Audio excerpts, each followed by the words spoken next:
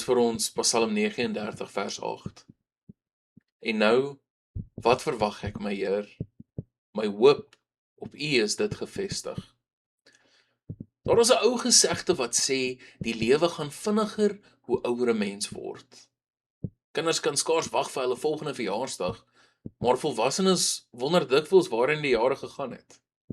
Die dae, maande en jare glip verby. En skielik besef ons hoe kort die lewe werklik is.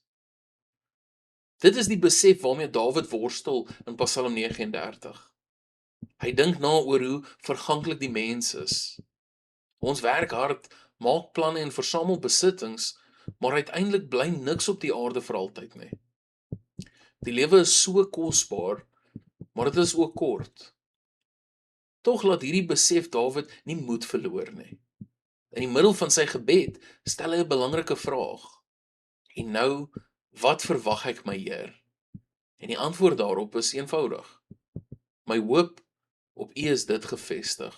Dit is die groot verskil tussen 'n lewe sonder God en 'n lewe met Hom.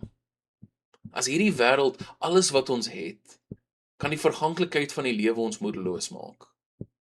Maar as ons hoop in die Here is, kry selfs ons kort aardse lewe ewigheidswaarde.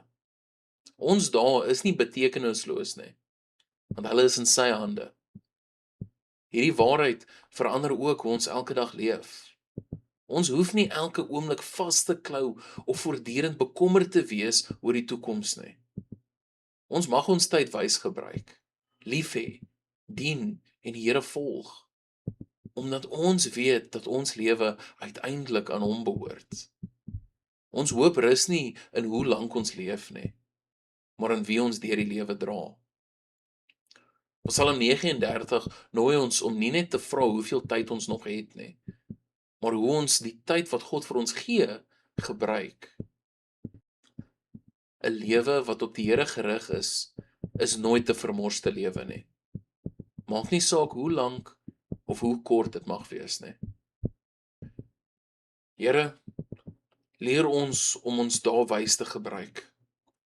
Help ons om nie ons hoop op tydelike dinge te bou nie, maar op U alleen. Gee dat ons elke dag sal leef met dankbaarheid, vertroue en die vaste wete dat ons lewens veilig in U hande is. Amen.